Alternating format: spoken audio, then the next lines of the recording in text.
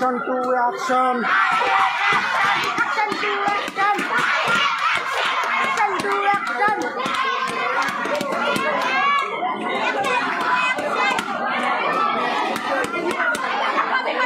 আমরা স্লোগান দিতে পারবো না, প্রথমে শিক্ষার্থী ছাড়া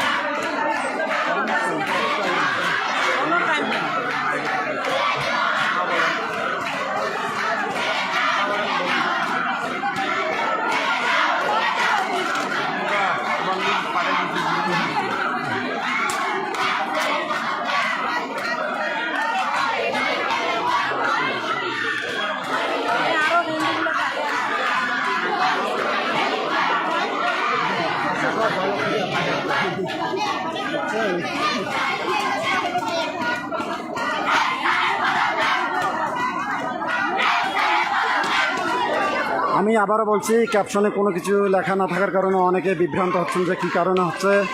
মূলত বিষয়টা হচ্ছে রংপুর দাসপাড়া বা মুসলিম উদ্দিন বালিকা উচ্চ বিদ্যালয়ে বিগত 5 সেপ্টেম্বর সরকার পদত্যাগের মধ্য দিয়ে সকল সনাতনী শিক্ষার্থীদের মাঝে বিভ্রান্ত হচ্ছে যে জাতীয় সঙ্গীত এবং কোরআন তেলাওয়াতের পাশাপাশি শ্রীমদ্ ভগবত গীতা পাঠ হলেও কিছুদিন যাবত সনাতনী শিক্ষার্থীদের কাছ থেকে গীতা পাঠ তাদেরকে করানো হচ্ছে না, এবং সেই সাথে সনাতনী শিক্ষার্থীদেরকে কোরআন সূরা মুখস্থ করে 1 সপ্তাহের মধ্যে মুখস্থ করে আসবার জন্য এবং হিজাব পরে আসবার জন্য প্রধান শিক্ষক সহ 3 জন শিক্ষক ছাত্রীদেরকে চাপ প্রয়োগ করে, এবং প্রধান শিক্ষক সনাতনী শিক্ষার্থীদের মাঝে অশ্লীল ব্যবহার এবং অশ্লীল মনোভাব নিয়ে তাদের সময় সর্বাত্মক তাদের সঙ্গে ব্যবহারপূর্বক এবং বিভিন্ন সনাতনী ধর্মীয় উস্কানিমূলক এবং মূর্তি বিষয় নিয়ে তাদের সঙ্গে উপস্থাপনা করেন। তার পরিপ্রেক্ষিতে গণসমুদ্রে সনাতনীরা বিক্ষোভ জোয়ারে পরিণত করেছেন আজকে মুসলিম উদ্দিন বালিকা উচ্চ বিদ্যালয়ে। তাই আশেপাশের যত সনাতনী ভাই ও বোনেরা রয়েছেন অবশ্যই আমাদের সঙ্গে থাকুন, এবং আজকের এই এক দফায় এক দাবি প্রধান শিক্ষক সহ 3 জনের পদত্যাগ দাবিতে উত্তাল আজকে মুসলিম উদ্দিন বালিকা উচ্চ বিদ্যালয়।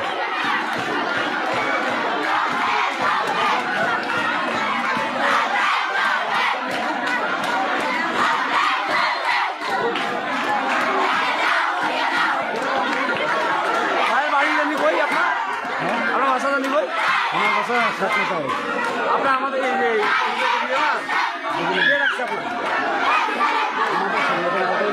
কী যাবো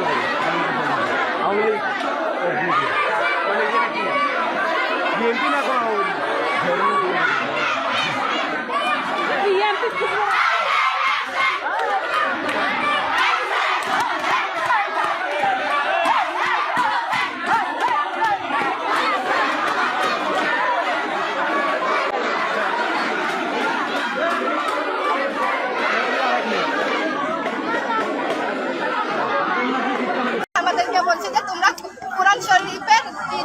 মুখস্থ করবা 7 দিনের মধ্যে সূরা মুখস্থ করবা, তাই নাইলে হিজাব করবা। ইসলাম ছিল, ইসলাম থেকে ওরা হিজাব করতে বলছে, আবার পর্দা করতে বলছে।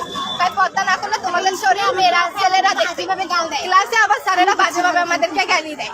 তোর ক্লাসে কি বলছে? আমাদের ক্লাসে যে স্যার বললো যে তোমরা হিন্দু মেয়েরা কয়েকজন আছে দাঁড়াও, তারপর আমরা দাঁড়াইলাম, বলতেছে তোমরা হিজাব পড়ো না কেন? বললাম যে স্যার আমরা হিজাব কেন পড়বো, ইসলাম পড়বো। কয় না, তোমরা যে হিজাব পড়ো না, তোমরা রাস্তা দিয়ে যে হাঁটো ছেলেরা তোমাদের শরীর থেকে আকর্ষিত হয়, এই জন্য তোমাদের হিন্দু মেয়েদের আজকাল বিয়ে হচ্ছে না। তারপর বাজেভাবে নোংরা ভাষায় গালি দেয় স্যার। তারপর বলে যে হিজাব পরে আসবা, পরের দিন থেকে পরে আসবা। আর আমাদের পরের মাঝখানে বাজে ভাষা অনেক তোমরা যে গীতা পাঠ করতেছো, তোমাদের বাবা মা কি গীতা পাঠের মাহাত্ম্য বুঝে? আমরা যদি না বুঝতাম তাহলে কি পড়তাম? ওনার কথা আমরা গীতা পাঠের মাহাত্ম্য বুঝি না, আমাদের বাবা মাও বুঝে না। শরীরে হাত দেওয়ার যে একটা বিষয় উঠছিল, এটা কি সত্যি? আরো ইচ্ছে আরো কত নোংরা ভাষায় কথা বলে, যত নেগেটিভ কথা আছে। ক্লাসের মধ্যে ধর্ম ক্লাসে বেশি বলে আমাদের হচ্ছে ধর্মীয় স্যার, মুসলিম ধর্ম ক্লাসে যত নেগেটিভ ধর্মের কথা আছে সবকিছু উনি উল্লেখ করে। আর উনি কোথায় বাবা মাকে গালি দেয়, আর বলে মূর্তি পূজা করলে কি হয়, মূর্তি পূজা করে লাভ কি, এসব কথা বলে। শিবলিঙ্গ নিয়ে অনেক ধরনের কথা বলে। সেই স্যারের নাম কি? মৌলভী স্যার। উনি বলে শিবলিঙ্গ পূজা, আমরা শিবলিঙ্গ পূজা কি বলে কি এটা তো একটা কালো মূর্তি, সব মাছ করে, একটা ছোট একটা বড়। তারপর বলে তোমাদের মা বাবা কখনো গীতা পড়ছে, তোমরা গীতার অর্থ জানো যে গীতা পড়তে যাও, অথচ অ্যাসেম্বলি তো ওরা কোরআন শরীফ পড়ে, কোরআন শরীফের অর্থ পর্যন্ত পড়ে, যেখানে অ্যাসেম্বলি 15 মিনিট হওয়ার কথা সেখানে 20 মিনিট ভাষণ পর্যন্ত দেয়। আর আমরা বলছি স্যার 2 মিনিটের জন্য আমাদের গীতা পড়তে হবে না, কয় সময় হয় না, তোমরা গীতা পড়তে আগে কিন্তু মাহাত্ম্য গীতা জানো, পাঠ হইতো, তোমার ওরা বাবা মা কয়েকদিন গীতা বন্ধ পাঠ করে করছে। এগুলো এর আগেও বন্ধ করছিল, তারপরে কমপ্লেন দেওয়ার পর শুরু করছে, আবার ওরা বন্ধ করছে। কালকে আমরা যেহেতু বলছি, উনি এখন বলে সময়ের কারণে এটা হচ্ছে, কিন্তু উনি কিন্তু বক্তব্য দেয় 20-25 মিনিট করে।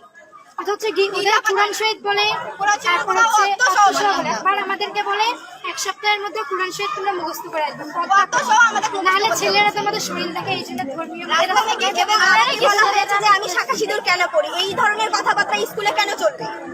আমি সিঁদুর পড়ি, আমি শাখা পড়ি, সেটা পার্সোনালি আমার ব্যক্তিগত ব্যাপার। টিচাররা এই ধরনের কথা ক্লাসের মধ্যে কেন বলবে? তো আমাকে সবসময় অপমান কেন করা হয়? আর একটুতেই আমাদের স্কুলে মা বাবার কথা তুলে অপমানিত করা হয়, লজ্জা লজ্জা। আমাদের